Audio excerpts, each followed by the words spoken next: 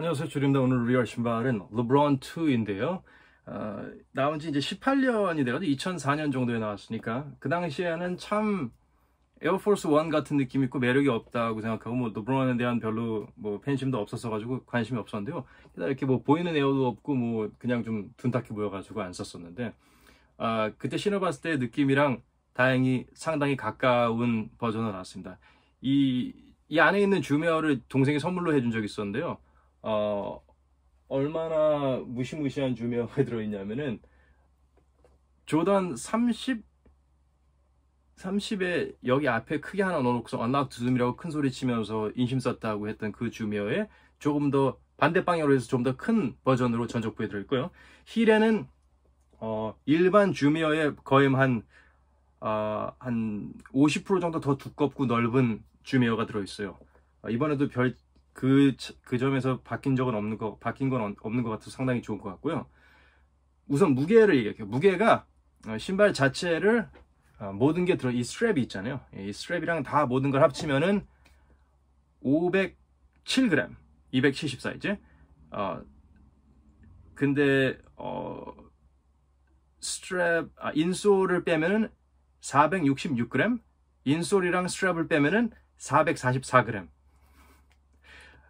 인솔이 정말 추억의 PU, 폴리우레탄, 정말 두툼한 인솔이죠. 예, 두툼한 인솔이어가지고, 이런 신발은 뭐 아디다스 같이 좀 단단한 주메어 같은 쿠셔닝이 없는 신발에 쿠셔닝 역할을 해주기 좋은데, 이미 주메어랑 미드솔이 푹신한 이 르브론 2에는 굳이 이게 필요 없다고 생각이 돼요. 오히려 이게 지상고만 높여주는 느낌? 그리고 무게도 늘어나니까, 이거를 뺀다면은, 466g으로 신을 수 있고, 개인적으로 저는 이미 쿠셔닝이 충분히 풍성하기 때문에 저런 두꺼운 인솔까지만 그냥 얇은 인솔로 교체해서 신는 걸 권장드리고요.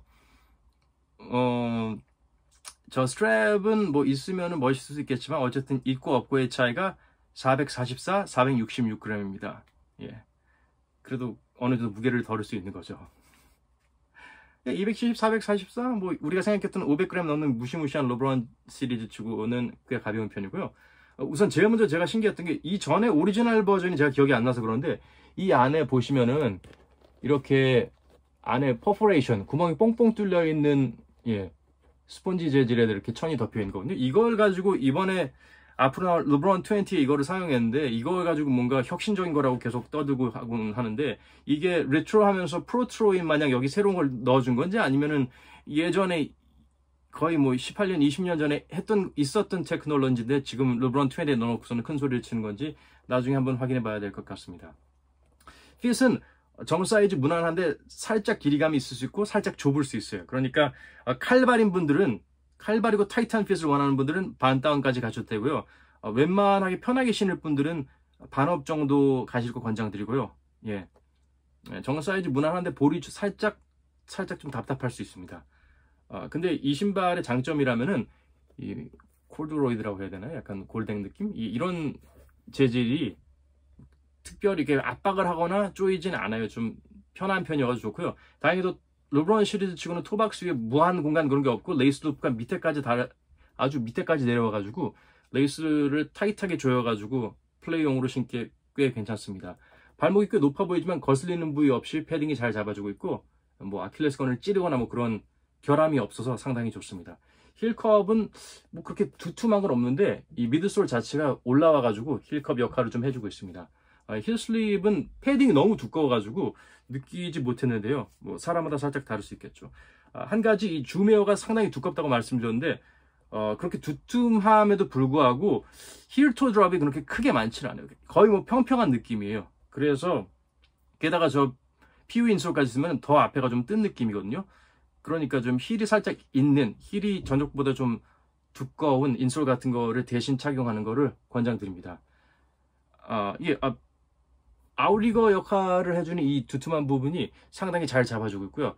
이 외측에는 이 TPU 껍질이 잘 잡아주고 있어서 쿠셔닝을 감소시키지 않으면서 잘 안정감을 더해줍니다.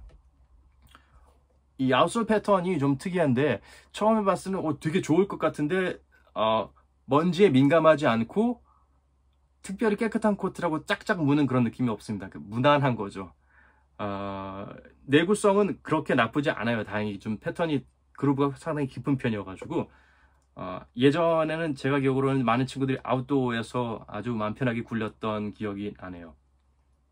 가장 장점은 쿠셔닝이고 르브론 20이 나오는데 아마 20이 이런 느낌이 아닐까 싶어요. 정말 풍성한 전족부와 힐의 주묘가 느껴지면서 지상고도 크게 높지 않은, 물론 이거보다는 좀 더 가볍게 나왔다는 걸 알고 있고요. 로우 컷이고 리트로된 신발 치고 이렇게 괜찮게 오리지널 충실하게 나온 버전이 있나 싶을 정도로 잘 나온 것 같고요. 가격은 아직 좀 삭막한 가격이고요.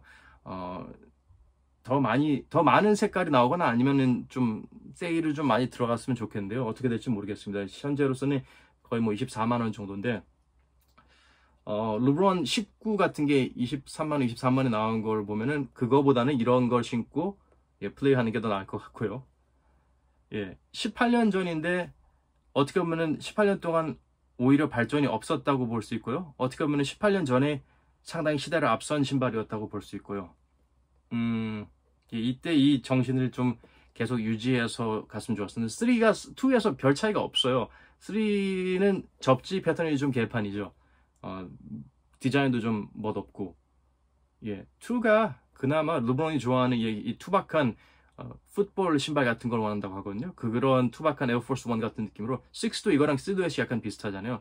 6 같은 경우에는 전장 주미어에다 힐 주미어를 추가해서 주미어 세팅이 참 좋았는데 신발이 더 무거워졌고 그리고 접지는 더 안 좋아졌었고 6보다는 나은 6랑 3보다는 나은 접지 6랑 3만큼 좋은 쿠셔닝 그런 신발이라고 보면 되겠습니다.